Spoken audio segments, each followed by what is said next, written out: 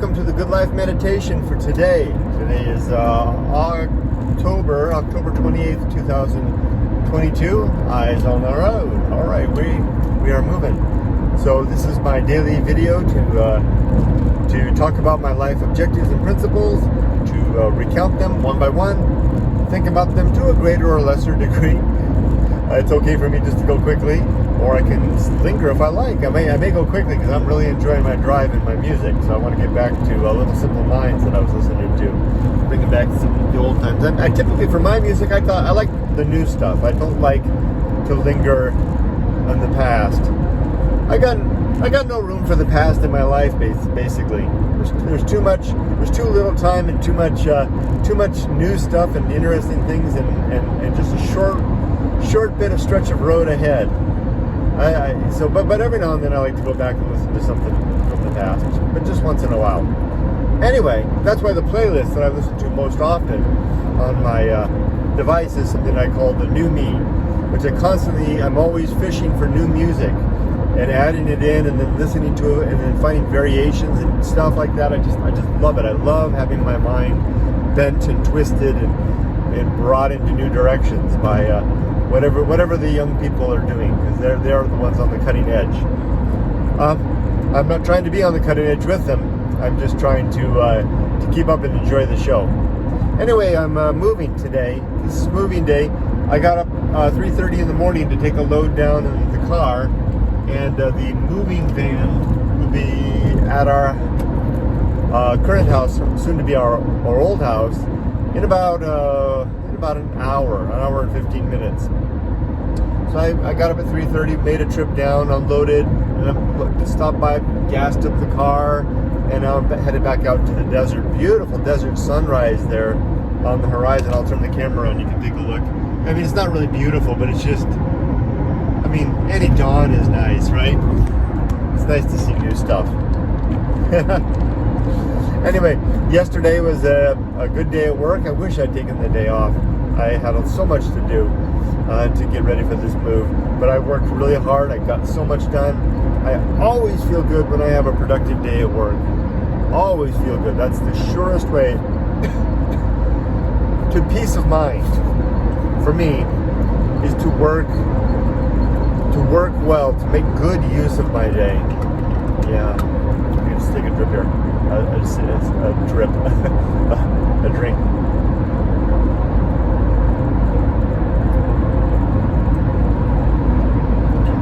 Okay, no real challenges or opportunities yesterday, just a standard day.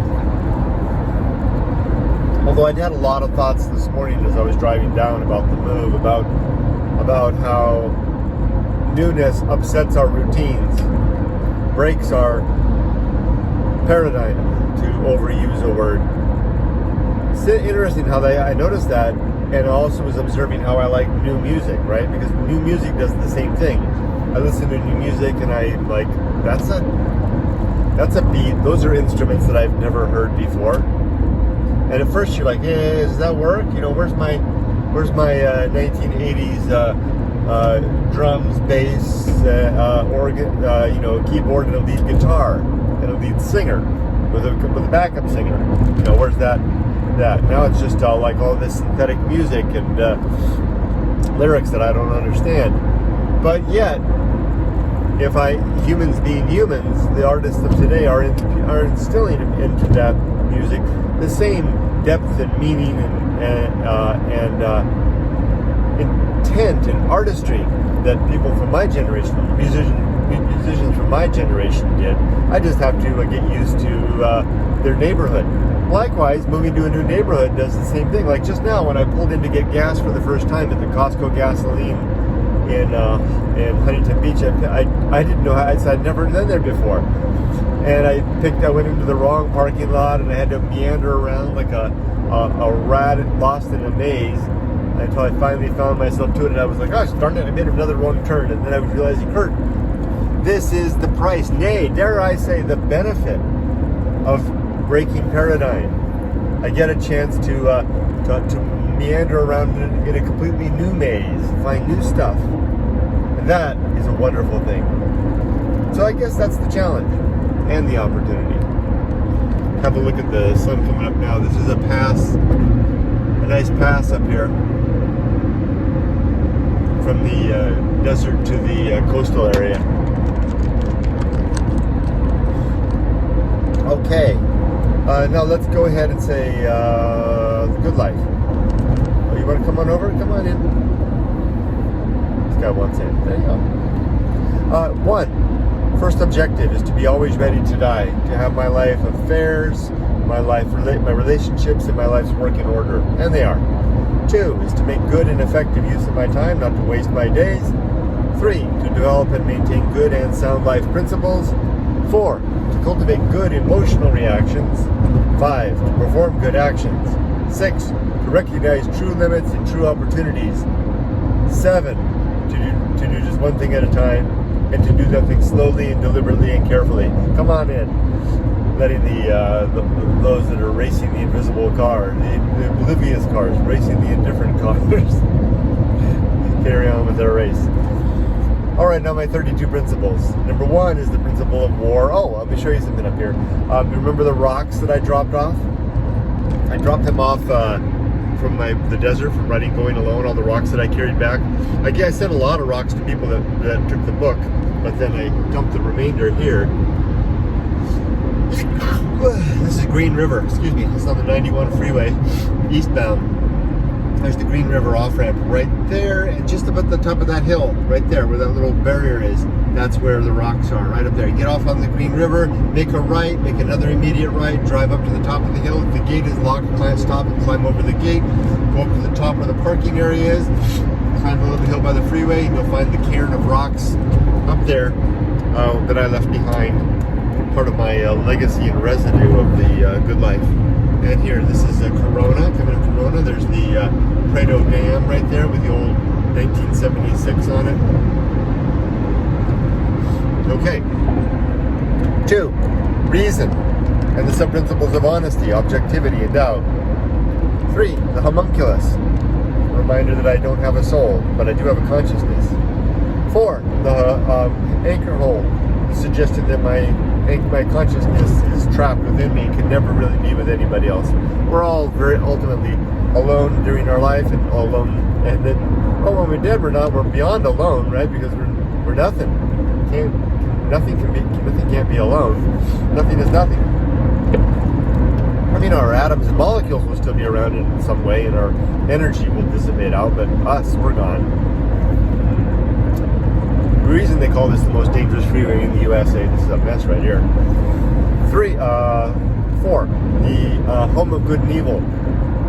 Good and evil reside in here, in our minds. There are opinions that we have. It's not out of their absolute in the world. Although we can objectively agree upon things that kind of begin to look objectively like good and evil.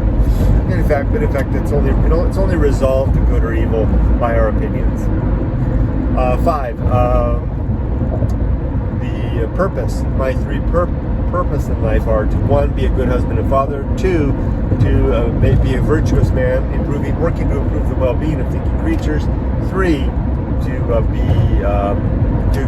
to share the message of my mission is to share my personal mission is to share my story of going alone and the resulting good life creed, which really does work. It's a secular methodology, a secular code of ethics, a secular, as I like to say, human operating system. Excuse me. Then comes the atomic principle. Everything is made of bits and pieces. Then the principle of nature. Everything has a particular nature. Then the pirate ride. Free will is an apparent illusion. Maturity and the sub-principles of wisdom, fortitude, and integrity. And then after that comes social principle. We're social creatures. We need each other. And the sub-principles of diplomacy, justice, and conspiracy, conspiring together to build the better city. And then through the development of good of agreements about what type of world, what type of city we wish to create, in a world, in fact. All right, next is public speaking, which has a few sub-principles of best words, prudence, Eloquence. I thought there's one more. Oh yeah. Prudence is the one. The filter of passing our ideas, our words through our value filter first, and then we have after that we have two more sub principles of public speaking, which are rumor and gossip. Not good things. I don't do those things. I try not to, at least. I'm pretty good about it too. Pretty good about not doing it anymore. Then comes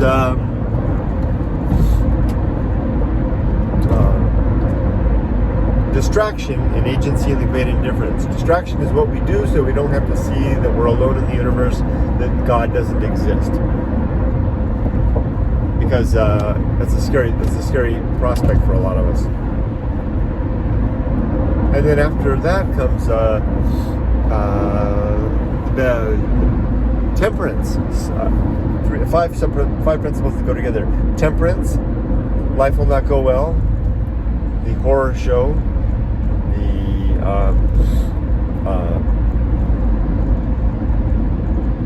that which must be born, and the Feast of Offal. Temperance is what we do to control our consumption of life, how much we eat, drink, work, play, etc.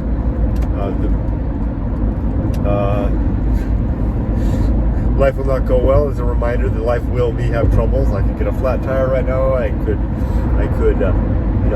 get into a fender bender, or it could be the horror show, which is that I could crash into something on the freeway, get trapped in the car that's locked, and the car catches on fire, and I burn up a horrible, agonizing, fiery death.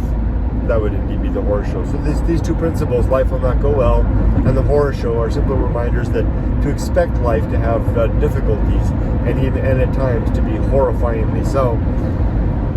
To remember that I'm not immune to such things. And whoever thought that I was, our disappointment comes when we think that somehow that shouldn't have happened to us. Why me, after all? I'm sure you can take precautions against it, but still then, even then. Okay, then comes that which must be borne. What we have to bear is the fact of the horror show and the fact that life will not go well. And then the Feast of Offal is the wasted byproduct of our intemperate living, the upset that we spew out into the world, particularly to our loved ones. We've had enough. It's a shame that we do that. I was talking to a man yesterday, a friend of mine, who was describing how when he reaches that point, he walks off into the woods and has a good cry and shout at the trees. Much better use of that, expenditure of that energy, rather than doing it in front of his family. I really respect the fact that he does that. We all have those moments, right? And although it's getting less and less for me, because I find other ways to deal with it piecemeal along the way, namely through the effort of internalizing and consuming the energy in other ways, and using Stoic principles, namely apathy and recognizing what is indifferent, to likewise prevent myself from becoming upset about things that are outside of my control. Then comes what's next? That's that. That's that. So next I do that and do that. Oh yeah, the best seat in the house. Do not want to be anywhere else, or be doing anything else, but to be okay with who I am, where I am, and what I'm doing right here, right now, right who. I love saying that. Then comes a fourfer, the path, the Restless Man, the path of wildness, the great life adventure, and the risk of avoiding risk. The restless man or woman, or the person who senses, probably in their late teens, early 20s, that they want something more of life than the safe and sane. Like my wife said, she could see herself all the way to her grave when she was in high school, living in Japan, and that's why she set out into the world to have a great life adventure. And that's how, when I met her, I knew we were a kindred spirit. And that has that, and the fact that we have practically identical values. Maybe it's identical now after 35 years because we spent 35 years together, but in essence our core values were almost perfectly aligned from the get-go. So even though we've had our differences and our difficulties, we've never had a single conflict of core values. And that is what allows us to preserve our marriage, preserve our respect of one another. Want to come over?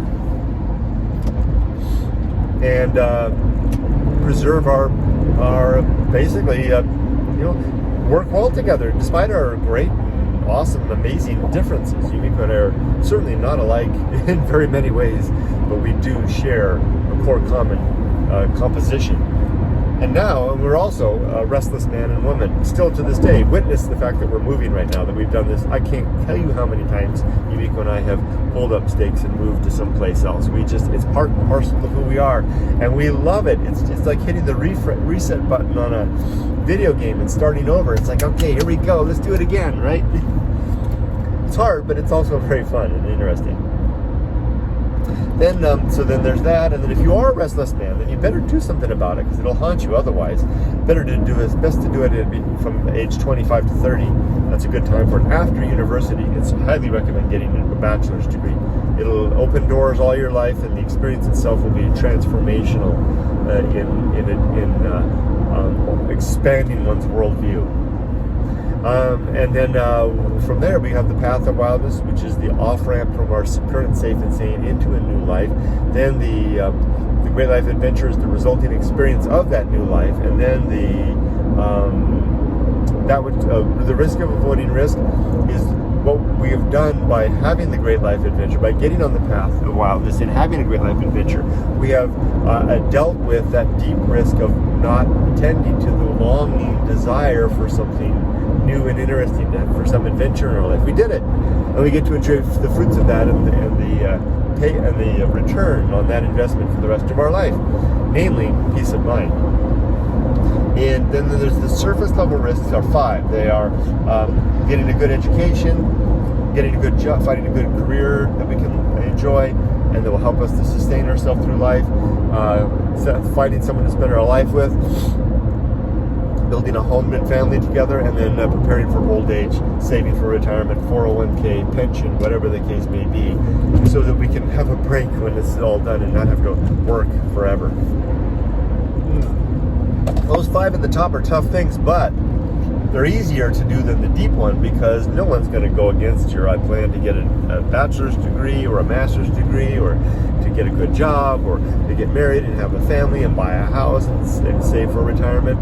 Everyone's going to support you on that, 100%. No one's going to say that that's ridiculous. So there's whole institutions set up for that. That's why I call it the surface level risk, because it's hard work, but society is set up that way. Society is not set up to encourage us to trek like bums across Asia in our late 20s. Although if you're so inclined, you better do it. That's why it's a deep risk, because no one's going to help you. And in fact, you might come back. You come back in terms of objective, improvement, wealth and security. You'll probably be less wealthy and less secure for that effort than you would have if you hadn't done it. But you'll have more peace of mind, and you're more likely to smile with your eyes. Then comes sin and damnation. There are 7 sins in my worldview. These are falsity, credulity, faith, superstition, dogma. 8, that is, authority, rumor, and gossip. Did it with no hands. 8 sins, actually. And the consequence of engaging in any of those things is damnation in the here and now. I went kind of fast on that one. But these are basically sins that are related to being untrue, believing things that are untrue, and being a damn rumor-mongering gossip. Okay, complete oblivion. If there's no soul, and there's no God, and no heaven, no hell, well, we're not going to see our loved ones again after we're dead. That means that when death comes, there's no final reunion with the ones we love, no final reconciliation with anybody that we died with on sour grounds, and then no final justice, because there's nobody to give out. There's no eternal agent to give out justice, to dole out justice to the dead. Okay, bullseye aim, shooting for the mark but usually missing. Uphill climb, trudge, keep on climbing. Arena and utility, life is an arena for the development of principles to help us meet our objectives, and I try to keep that in mind as I move forward. Utility, nothing is enough, a suggestion towards less is better. And then finally, the principle of fun, a reminder to have fun today, remember the fun of yesterday, and plan for the fun of tomorrow. Enjoy that planning process. After all, peace, well-being, and happiness, when it doesn't come at the expense of anyone else, is really what what better thing is there in life, right? Helping to enjoy life and improving our own well-being and the well-being of those around us. What better life could there be? Okay, that's that for that. I did it. My good life creed. So now let's do the prepare for the day. Today we're going to have, we'll complete our move. I actually have some meetings I should be attending today, but I got coverage on those meetings, so I don't need to. Someone else will do them. It is my day of work. I took the day off, so I'm covered. But I will be thinking about those meetings. And I'll get through the day, I'll work, I'll move, I'll do this, do that. There's some things I'm uncertain of, blah, blah, blah, blah, blah. I need to get to the bank to get the cash to pay the movers, the tip, all that kind of stuff, blah, blah, blah. I'll get through it all. And then we got the 2 days to follow, Saturday and Sunday, to clean everything up. It'll all work out. It always does. Until it doesn't. Okay, thanks for joining me. Be safe, but not too safe. Take care.